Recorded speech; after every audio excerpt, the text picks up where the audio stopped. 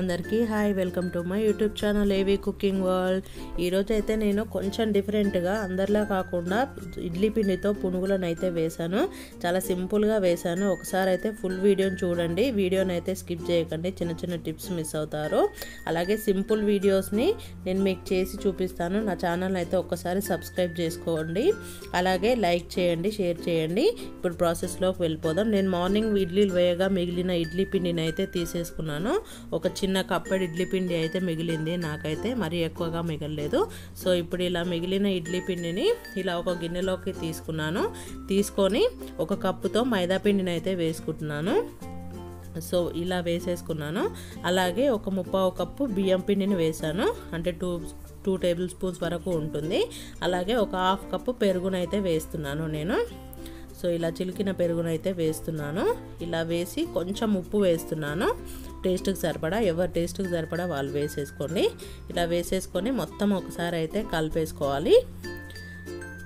ఇలా మొత్తం అంతా కలిసేలా కలిపేసుకోండి. సో మీకు మైదా పిండి అవసరం లేదనుకుంటే పూరి పిండినైనా ట్రై చేయొచ్చు. ఇలా దీంట్లో కొన్ని వాటర్ని అయితే వేస్తున్నాను, మరీ ఎక్కువగా వేయొద్దు, మరీ జారుడుగా ఉండొద్దు పిండి అనేది. సో ఇలా కొన్ని వేసి ఇలా అయితే కలిపేసుకున్నాను. కన్సిస్టెన్సీ ఇలా ఉండాలి. సో ఇప్పుడు దీన్ని మూత పెట్టి ఒక 10 నిమిషాలు అయితే సైడ్కి పెట్టేస్తున్నాను. సో ఇలా పెట్టేసి 10 నిమిషాల తర్వాత అయితే చూపిస్తున్నాను, చూడండి. ఇప్పుడు ఇలా కలుపుకున్న పిండిలోకి మనం సన్నగా కట్ చేసిన ఆనియన్స్ని అయితే వేస్తున్నాను. సో ఇలా ఆనియన్స్, అలాగే కొంచెం పచ్చిమిర్చిని కూడా వేస్తున్నాను. సో ఇలా వేసేసుకొని కొంచెం జీలకర్రని అయితే వేస్తున్నాను. నేను దీంట్లో ఎటువంటి సోడాని అయితే వాడట్లేదు. సో ఇలా మొత్తం కలిపేస్తున్నాను. సోడా లేకుండా కూడా పునుగులు బాగా పొంగుతాయి ఇలా చేసుకోవడం వల్ల.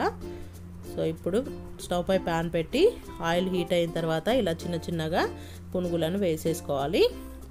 ఇంకెక్కువ ఏం అవసరం లేదు, చాలా సింపుల్గా ఉంది కదా రెసిపీ అయితే. ఒకసారి అయితే కంపల్సరీగా ట్రై చేయండి. ఎక్కువ శ్రమ లేకుండా ఒకటే రోజు 2 టైప్లో టిఫిన్స్కి మనకి పిండి అనేది మళ్ళీ రుబ్బకుండా ఇలా ఒకే పిండితో ఇలా ట్రై చేసి చూడండి, చాలా బాగుంటుంది. టేస్ట్ కూడా చాలా బాగున్నాయి. సో ఇలా ఎర్రగా వచ్చిన తర్వాత తీసేసుకొని సర్వ్ చేసేసుకోవడమే. ఇంకా మీరు ఎంత పిండిని అయితే తీసుకున్నారో అంత పిండిని ఇలాగే పునుగుల్లా వేసేసుకొని తీసేసుకోండి. సో ఈ కలర్ వస్తే సరిపోతుంది. సో ఇంకా ఈవినింగ్ ఎక్కువ శ్రమ లేకుండా ఇలా చేసి పెట్టండి పిల్లలకి. శ్రమ తక్కువ ఉంటుంది, టేస్ట్ ఎక్కువగా ఉంటుంది. ఈ వీడియో కనుక మీకు నచ్చినట్టయితే ఈ వీడియోకైతే ఒక లైక్ చేసి, అలాగే ఇలాంటి మరిన్ని టేస్టీ అండ్ హెల్దీ రెసిపీస్ కోసం, అలాగే ఈజీ రెసిపీస్ కోసం నా ఛానల్ అయితే ఒక్కసారి సబ్స్క్రైబ్ చేసుకోండి. సింపుల్ వేలో ఎలా చేసుకోవాలో చేసి చూపిస్తాను రెసిపీస్ని. Thanks for watching. Thank you.